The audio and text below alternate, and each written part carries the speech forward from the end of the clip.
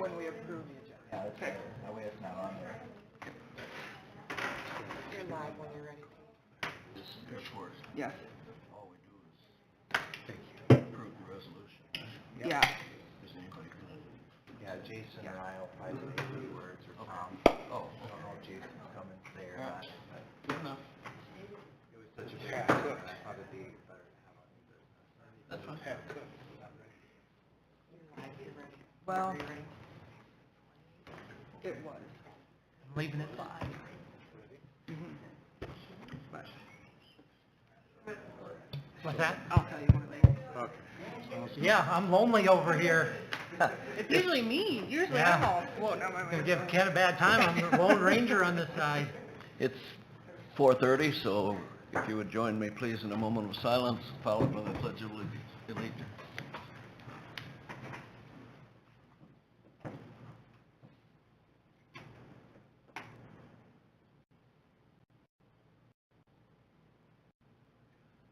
I pledge allegiance to the flag of the United States of America and to the republic for which it stands, one nation, under God, indivisible, with liberty and justice for all.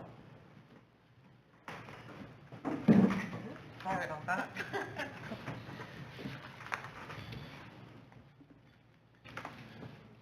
So I'd call the meeting to order. Could we have a roll call, please? Pete Hamill, Here. Ken Snyder, Here. Brad Hinn, Here. Chantel Ostra, Here. Tom Eggers. Here.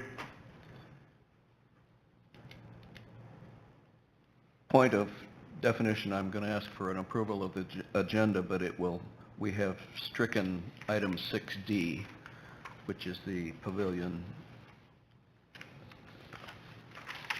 board, or the pavilion, I hate to call it just a shed, but building, so that'll be dealt with later.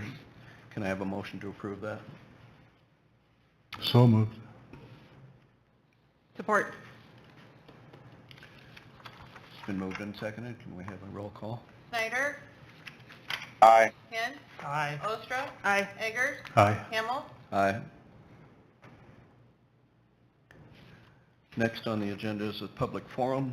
If anyone here would like to speak to something that is not on the agenda, now's the time. Has there been any public submissions? None. Okay. With that, we'll move on. The consent agenda. One correction down in item I, triple I, that should read Ken Snyder, not Pete Hamill on the library board. So with that, can I have a motion to approve the consent agenda? Motion to move the consent agenda.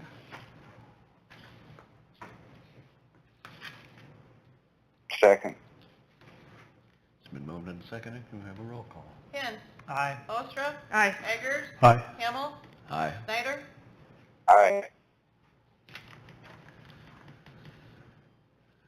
With that, we move to old business.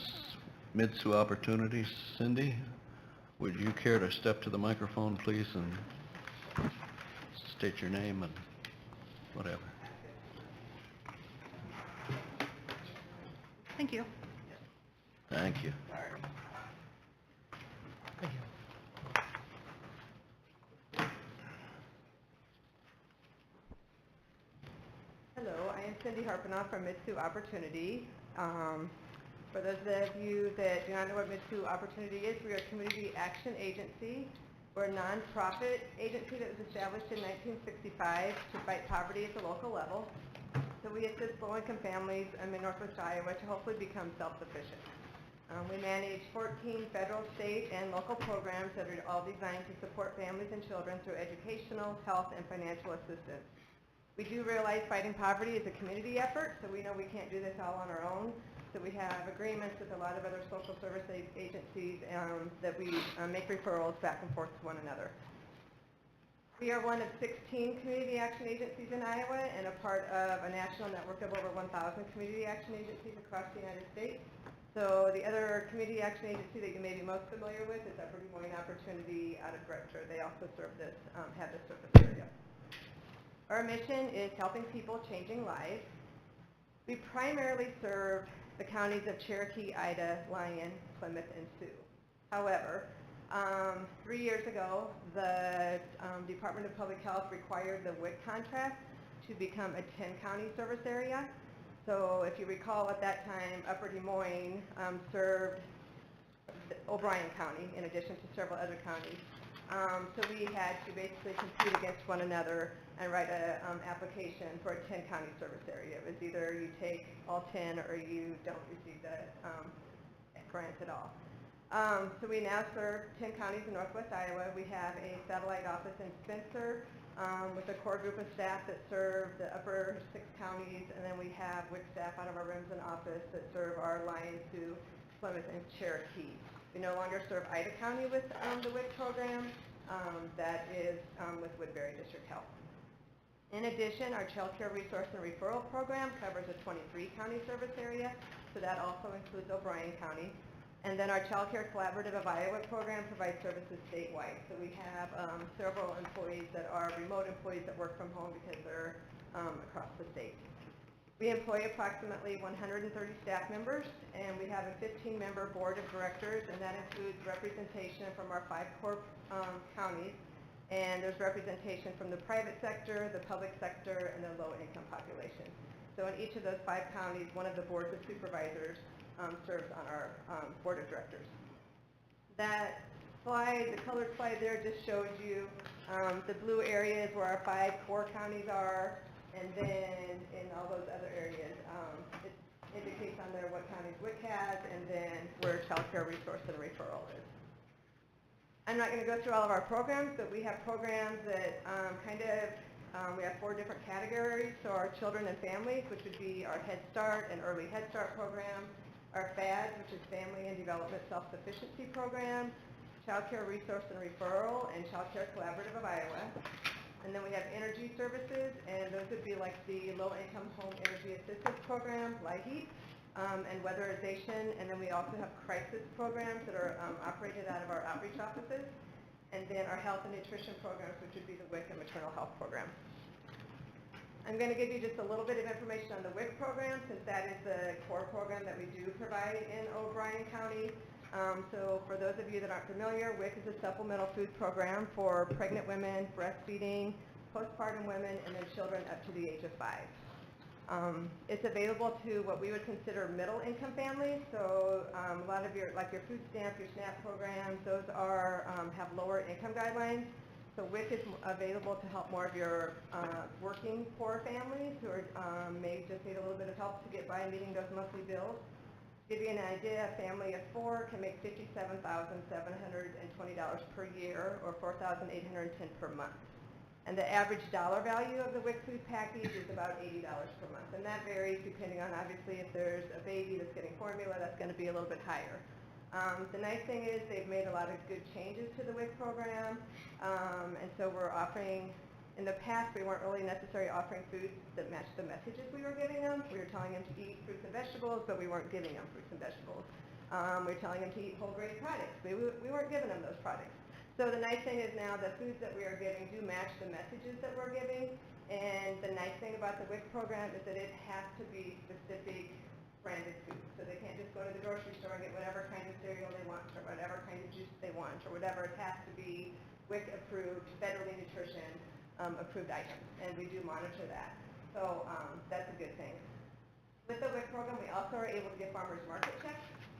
So families are given checks where they're able to take those to an approved farmers market to buy additional fruits and vegetables during the summer months.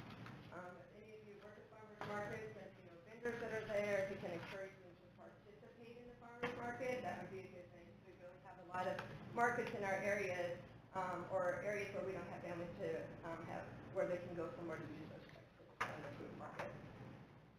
Our WIC services here in Sheldon are provided at the Living Water Community Church. We are usually there the 3rd Thursday of each month. Some additional partnerships that go on when we have the WIC clinic is there are lead screenings and oral health screenings that are provided by the O'Brien County Public Health Office. We make referrals to the Best Care for Babies, Better Babies program. We work together with Upper Des Moines and make referrals for their Head Start program or their outreach services. The church food pantry is usually open on the day that we're there, so that's really helpful for our families as well.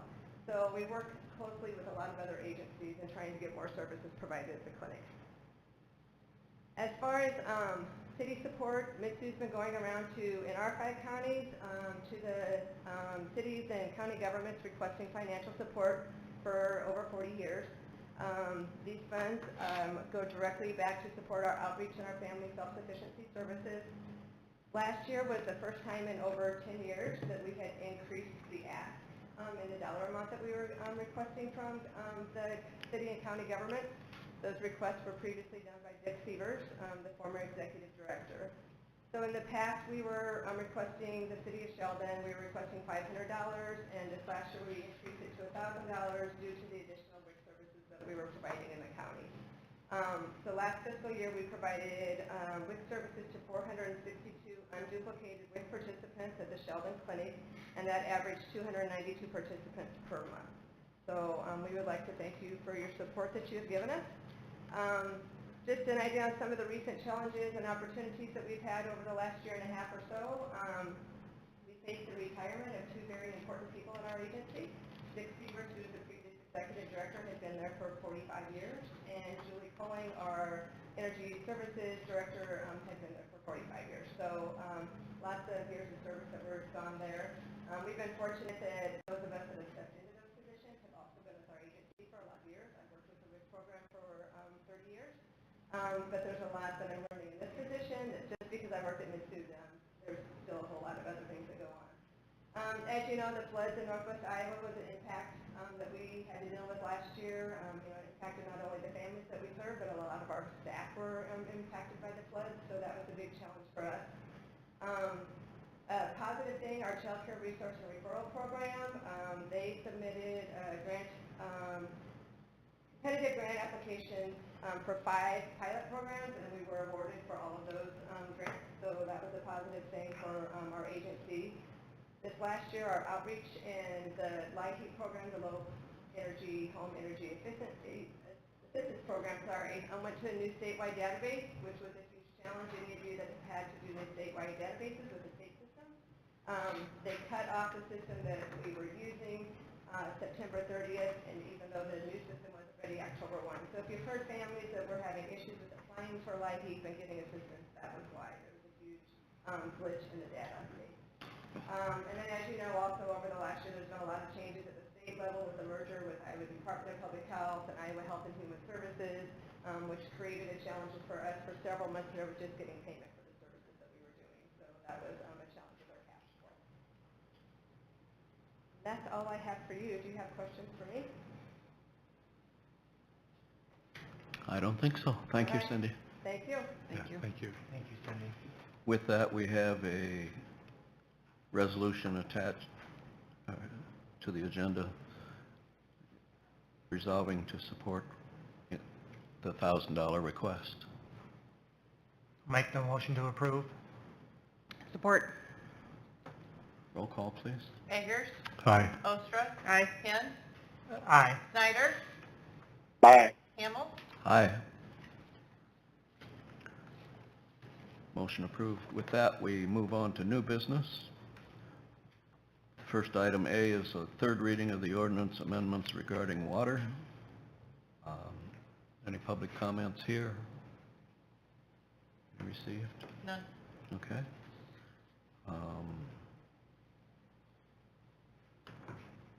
Do we just approve the 3rd? We don't do the water ordinance approval? You can just have a motion to approve 3rd reading. Okay. Can I hear a motion to approve the 3rd reading for the water ordinance? So moved. Support.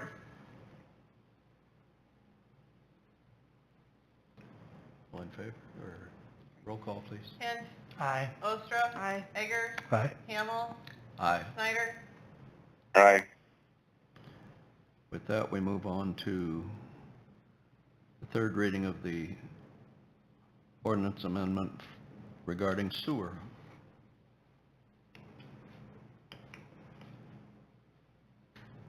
Can I have a motion to approve that? So moved. Support. Moved and seconded. Can we have a roll call? Hamel. Aye. Snyder. Aye. Finn. Aye. Ostrov. Aye. Eggers. Aye. Okay, motion approved. With that, we move on to item C, the third reading for the ordinance implementing stormwater fee. Public comment period. Anyone here? I'm wondering, since I'm not there and we're missing others at this moment, I'm still getting feedback from people. I would like, is it possible to hold off till next meeting? I need some help there. I did not understand that. He's asking if it can be tabled to the next meeting, and you can do that by consensus or by motion, if you want. Ken, are you making that a motion? Yes. Is there a second? I'll support. Moved and seconded that we move that item to the next meeting. Can we have a roll call? Snyder. Aye. Finn. Aye. Ostrov. Aye. Eggers. Aye. Hamel. Aye. Item D has been removed from the agenda, as I said earlier. With that, we move on to the request from DeKalb Sanitation. Mark, would you have anything to say about that, please? I don't got much to say, but what I'm requesting is 70 cents a month raise, 25 cents, that's my yearly raise, which is in the contract, and the rest of it, 45 cents would be for the landfill. And that comes out to $8.40 a year, or about 16 cents a week. So, that's, Okay, I guess. appreciate your input. So, With that, the discussion and direction, anybody have anything to add or ask? So that will move to a future council resolution. There's really nothing to approve there, right? Yeah, if there's consensus, then this item would just be a resolution on probably the next agenda on consent. I know Mark, being on the landfill board, and had conversations with Les Bromer out of Sioux Center with Bromer Sanitation that does several towns in northwest Iowa. He always uses a rule of thumb of if the landfill goes up $1, his rate should go up 10 cents a customer. yep. I'm just wondering how you're going up. I'm going up 15 cents. Yeah. A dollar, and the reason behind that is, like on recycling, I gotta have three people, 2 people on back and 1 driving the truck. And then versus Brummer, they do it with an automated truck, which is 1 guy. And another thing that I factored in on it is, Brummers, the lid's gotta be closed, otherwise they won't pick them up. And people put extra bags, and I don't get out of the truck and throw the bags off, I'll dump them. So I'm dumping quite a few extra bags a week because of that too. So that's how I came up with another 5 cents a dollar. I don't know if that makes sense or not, but What change could we do about the recycling? I don't know what to do really. I mean, it works fine the way it is. The only thing that we could do is go to all them big cans, and I'd do it with one guy in 1 truck then. But I don't think we're ready for that the way it sounds, so. So is your 70 cents, does that include the 25 cents? Yep. Okay. Yep, it's 45 cents for the landfill and 25 cents for Okay, the cost of living. okay. And that is 1.3%, and the cost of living is 3.1%. So I'm quite a bit under the cost of living in Iowa a year, so. The Iowa rate is 3.1 and I'm 1.2. Based on what, Mark? Based on what, the 45 cents, 70 cents, or the 25 cents? Got 25 cents. Okay, Yeah. yeah. Just 25. But that's what was in the contract, right? Yeah, yeah. Which was negotiated? What's that? Which was negotiated, correct? Yeah, Okay, so, okay. yeah, that's in the contract every year, the 25 cents. So, question I have, I'm just doing some simple math here, and you know it comes from me, Mark, you pick me on it every time, but if $3 is divided by 45 cents, it takes 6.6 pickups to make $3. So 6.6 households, or 6.7 households. Do 6.7 households make up a ton? Make for a ton of waste? I don't know, I guess. So how do you figure out, how did you figure the 45 cents? What was your, I figured, from Sioux Center, they go up 10 cents for every dollar. right, but I'm not worried about Sioux Center. I'm just wondering how you're figuring, Yeah, I figured. how you're capturing your I $3. figured 15 cents at every dollar because of the two extra guys recycling and the extra stuff I pick up. Which is part of your normal operating cost, correct? What I'm saying is the $3 a ton is just a fee increase that the landfill is charging you Right. to dump. But it's not really increasing your labor requirement. It's the same to pick up whether it's $3 a ton more or not, right? No, I guess not, but the Okay. recycling, I got 3 guys versus 1 guy. That's tripling my labor costs. Okay. I mean, I didn't figure the extra, for the garbage part, it's the recycling part, it's where I got the extra labor. The extra labor cost. Right, Because the tipping and dumping of the recycling is no charge. right, for residential. So the only expense you have is your I got 3 guys. time and, 3 guys on Thursday all day versus 1, and I pick up I feel hundreds of bags extra a week because they got the lid open and they got a bag on top. Yeah. And I don't know how to take care of that problem either. The only way to take care of that is bigger I'm not gonna get can. out there every other can and throw the bag on the ground and dump the can, so I just dump it, and if it stays on, it stays on. If it falls off, it's laying there when they come get the can, I guess, so. But I thought you told me at one time, Mark, that you would like for us to go with the bit larger cans yeah, that you could use with your truck. And a minute ago you said that's not an option. well, it is an option if you wanna do that, I mean, but I don't. The problem we got that is if they have extra cardboard, then what do they do then?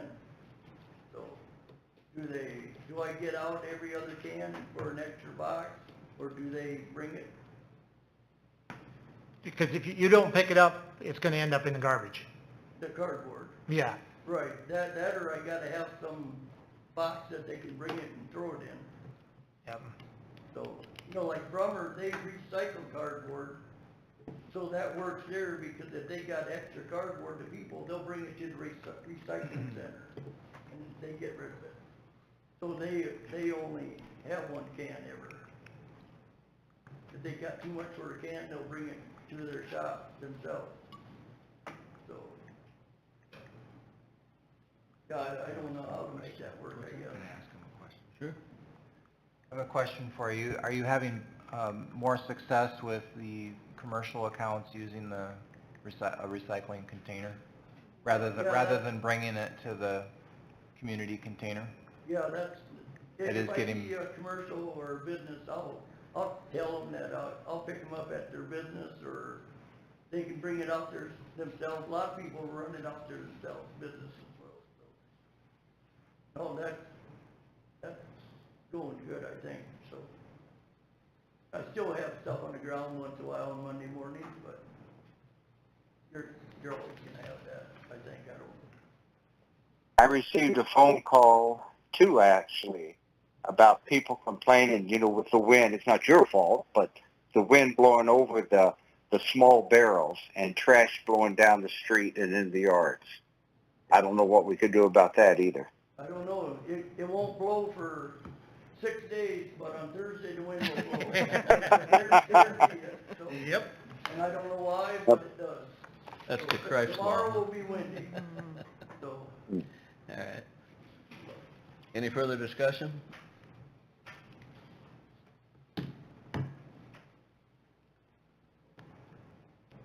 Okay, with that, we'll move on to a future council resolution. There's not one to present today. Item F, approval, resolution approving the city's financial policy. Do we have an explanation of that? Yes, so this item and the next item both could be consent items, but they're larger, more important items, so chose to have them on new business in case there was any questions. The city financial policy comes from essentially two sources.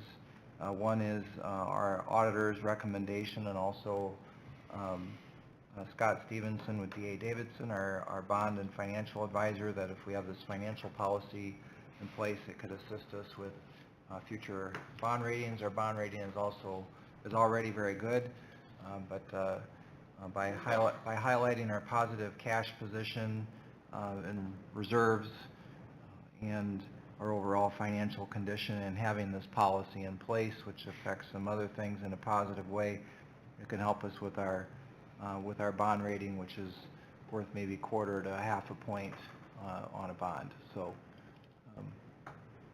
and this is something that is automatically set for a review in 3 years, but it can be reviewed every year, and probably will be as part of the auditing process.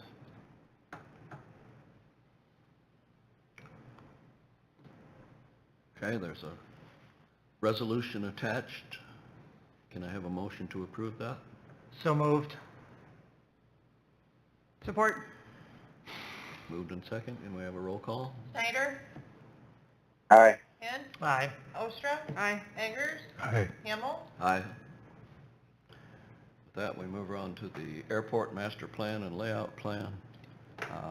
Any comments from anyone? Yeah, before Jason comes up, or as Jason is coming up, if you come up too, I'll just say a few comments. This started out as an amendment and ended up being a full-blown plan, redoing the plan per the FAA's recommendation. So it increases the cost to the taxpayers. We're all federal taxpayers too, so it increases the cost significantly for the plan and layout plan. But as far as the city's portion, it's a 95.5 match, correct? So of the relative cost to us is fairly easy to cash flow, and may require a budget amendment, but it isn't going to be a significant impact to the urban renewal budget, or TIF budget, which is where this is coming from. So we'll be asking for your approval today after he gives an update for the resolution authorizing the grant application, and then the forms that are currently blank will be filled in. And we've done this on some other things. We'd rather not come back to you. It's already been through the airport, and now you would like to just wrap it up, so. Yeah, no, good intro, Sam. Thank you, and good evening, everyone.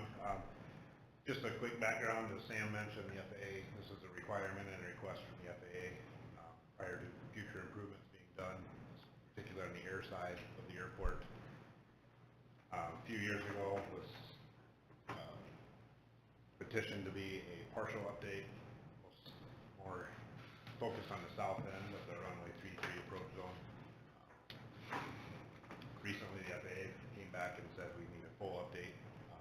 So just some of the history on some of the changes in the scope and the fee. But there has been a independent fee estimate done for FAA requirements. Been sent to the FAA. The FAA has approved the scope of work.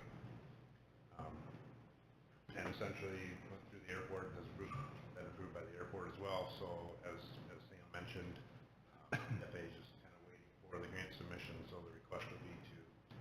finish those documents and submit those to the FAA for the actual grant request. And just to recap, this is eligible for 95.5 funding, which is under their current legislation for the next two years. Okay, any questions? So as being part of the airport commission, I think it needs to be fully understood that if we did not go through this process, that we would lose FAA funding when it comes down to either 90-10 or 95-5. So the value in the extra money that we had to outlay to get this in the form that it needed to be for their approval is a drop in the bucket compared to what the full responsibility the city would have in these projects that are upcoming. So it's unfortunate that we had to go and do some extra, but we really didn't have much say in that part of it. So I'd appreciate the support of the rest of the council in approving this. Thank you. That's a good point. And actually, even when we had initiated this months ago, we went into it with the request dealing with the state of Iowa, Office of Aviation, as well as the FAA, trying to keep it as a partial update. And as Tom mentioned, they kind of came back and said, no, it needs to be a full update, and if it's not done, potential loss of funding, and certainly there'll be no more federal funded projects. So this is kind of step one for continuing improvement out there. Okay. Any further? Otherwise, can I have a motion to approve the resolution authorizing the FAA grant application for the master plan and layout plan? So and moved. on. Support. Moved and seconded. Can we have a roll call? Snyder, Aye. Kent, Aye. Hamel, Aye. Ostrov, Aye. Eggers. Aye. Thank you, everybody. Thanks, Jason. With that, we move on to the explanation of the 415 West Park Street. Tanya, would you speak to that, please? Tania Herrera with the SCDC. I would just like to start off with an update on the 415 West Park Street property. As we had mentioned before, the Sheldon Fire Department did burn the house that was on that property. So now the next step is to get that foundation out, fill the basement hole, get that all packed and leveled. Same for the trees and shrubs that are around that property as well, so that we can have a clean leveled lot that is ready for redevelopment. So we have someone contracted to start working on that here soon. And then just the other piece of that update as well is that we have officially listed the property for sale as well, and it is available for development. We are seeking proposals. So if anybody puts in an offer for that property, it will be subject to approval from our development committee and our board for the proposed development on that property. It is about 1 acre, 1.01 acres in size, and it's been listed. We're promoting it on our Facebook page. We're promoting it on our website. We have it as the lowest listing. We are also working with our local realtors to help get the word out there and promote it.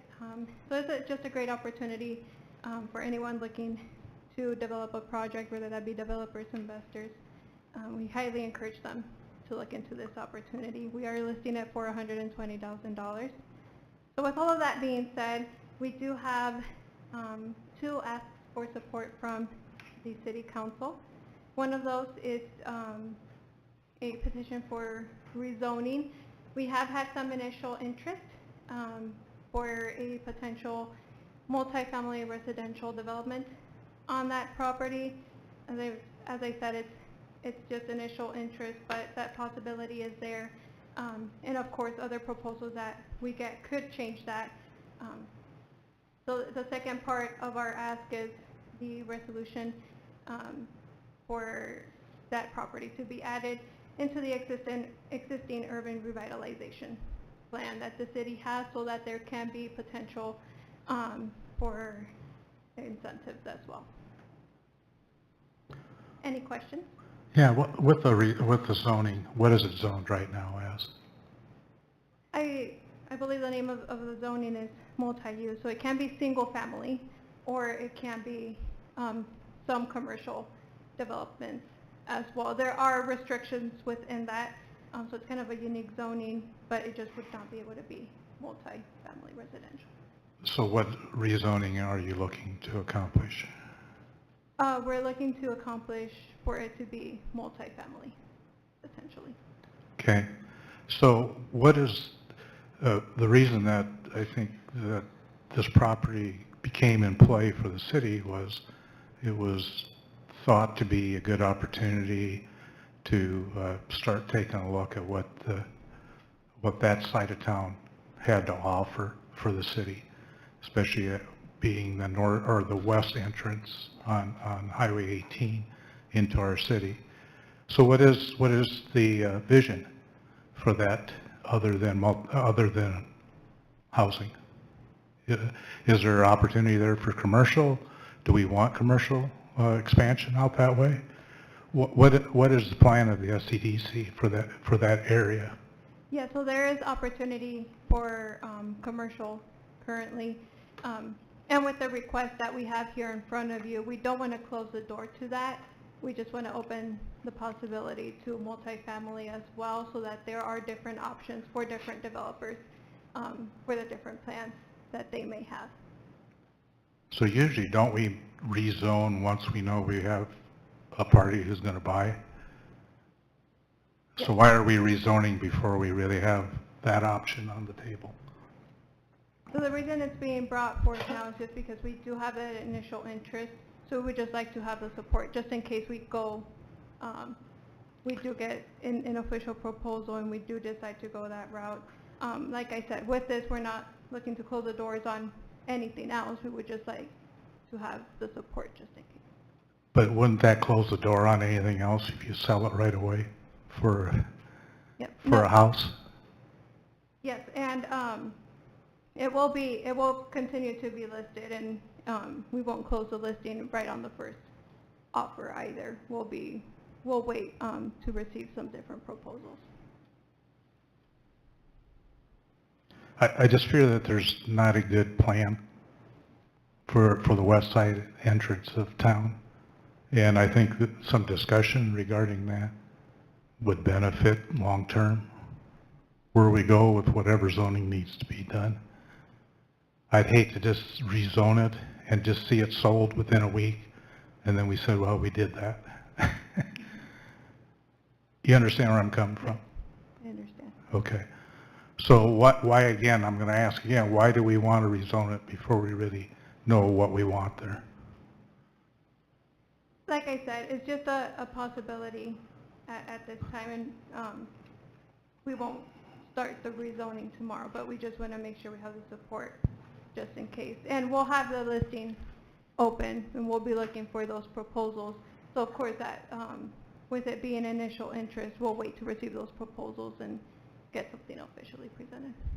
If I might. Yeah. So, one of the discussions, or one of the things I was asked is how long does the rezoning take if we go down the path of rezoning? And when I said 60 to 90 days, you have the planning commission, and then you have a set for hearing, and then you have up to 3 readings at the city council. Then the recommendation was made to me, and I also suggested it, that you consider keeping your options open by starting that process now, and you can always table the rezoning resolution. So I think how it's, the communication is important, so we don't confuse potential. It doesn't automatically mean that we are going to rezone it. It just means that SCDC and the city in turn want to keep their options open and not have to start from square one if the decision is made to sell it for multifamily, and then you have to start from the very beginning with getting the planning commission together. So who's in charge of making the plan of the vision for that side of town? Well, the Who's working on that? The SCDC is in the driver's seat. Okay, so who's working on that right now? Both the Development Committee and the SCDC Board have been working on this together. And as we have mentioned before, this property is just the first piece of hopefully continuing to improve the corridors coming into town, especially on the west side of town. Yeah, I'm just afraid it's kind of the shoe before the cart before the horse is is my true feelings on this. I think there's a lot of work and a lot of explanation and understanding needs to go on. I think it's a great opportunity that we have the land to have that discussion around, and I'd like to not see us just rush into whatever the possibilities are, but to actually determine what we want, and then zone it for whatever that needs to be, and then move forward. So at this point, I'd be against this resolution at this time, so. If I might. I have a question, maybe a little different, but the owner, I would say 30, 35 years ago, told me that there were issues with the setbacks in the state. Have those issues been resolved? There's something weird about the old highway that went through there.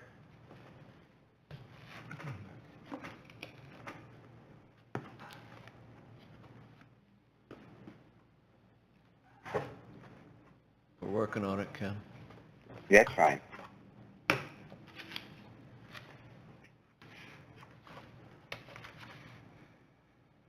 The current zoning is commercial residential, which allows single-family duplexes and a few other things. The setbacks in that zoning district are front yard 25 feet, side and rear of 25 feet for rear and side of 10. And then the other option that is being considered would be residential multiple, or also known as multifamily, and that is front yard setback of 25 feet, which is the same rear yard of 25 feet, and a side of 6. So the current house is way too close to the front property line, and that's been resolved by the demolition. Okay. So any new development has to comply with the zoning code. Okay. Hey, there was something about the west side of that because of the old highway, the state had charge or something. You know, it's been so many years, but I just was wondering if that's been eliminated, that problem. If what's been eliminated? He said it was something strange. The state had more control on the west end because the old highway, way back when it went through the city, came out there funny.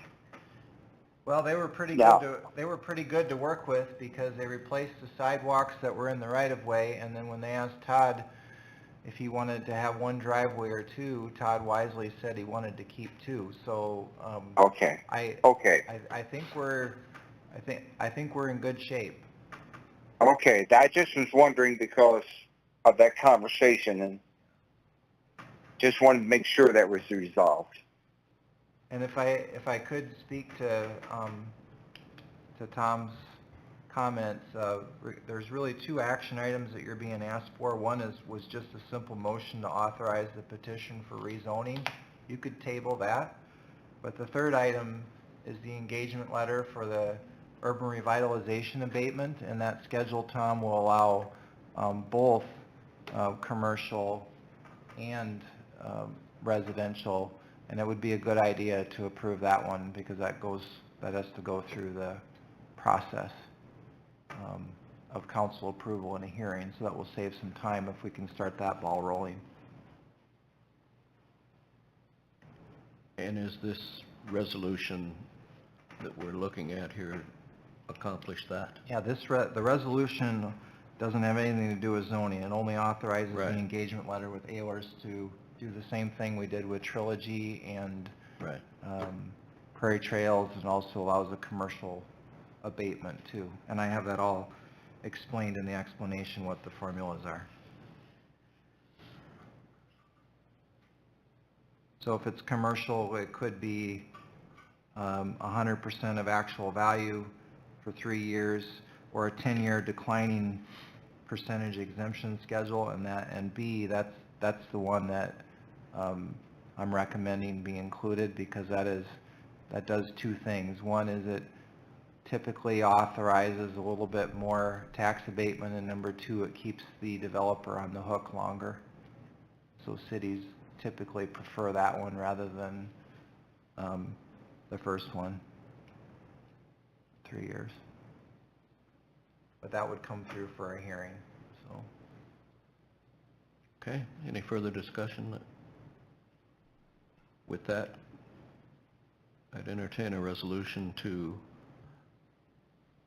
approving engagement agreement with Allers and Cooney for legal services related to Amendment 1 on the Sheldon Consolidated Urban Revitalization Plan.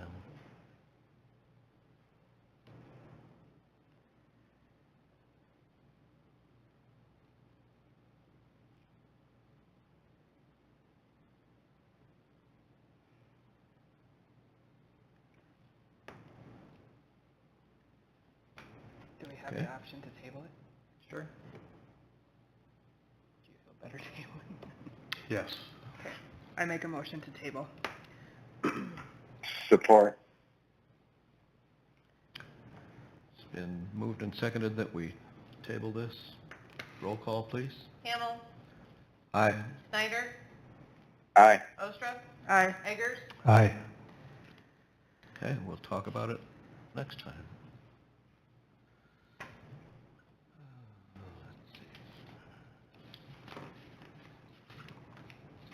With that, we move to reports. Sam, do you have anything else to add? We have the new fireworks ad posted, and it's being sent out in the utility billing. Okay. Mosquitoes are being sprayed this week. Okay, anything else? With that, Tanya, anything further to add? I would just like to mention that tomorrow evening from 5 to 7, we are doing a Sheldon Available Housing Parade. So SCDC is doing that in partnership with local developer and property manager, so out at the department, and then also with our local realtors. And what that will be is there will be several open houses around town, and SCDC will have a booth in the Sheldon Crossing to provide information on the residential lot. So encourage community members who are looking for a new home in town, or even those looking to move to Sheldon, to get to know our realtors and opportunities for available housing. Okay. Eric? I just wanted to remind the public, this is going to be a very busy weekend with construction and a lot of extra traffic with the Rice Fest and everything going on. So just be careful and have patience. Patience is the key word, huh? There we go.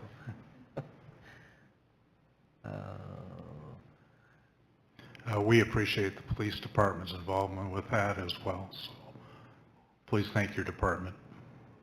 Yeah. Okay. Trish, did you have anything? I can't see. No, I'm good, thank you. Okay. All right. Council, am I right? Anything to add? Oh, thank you. With that, can I have a motion to adjourn? So moved. moved. Second. Moved and seconded. yeah, can I go? Yes. Okay, Snyder, Aye. Hamel, Aye. Ostrov, Aye. Eggers, Aye. Meeting adjourned.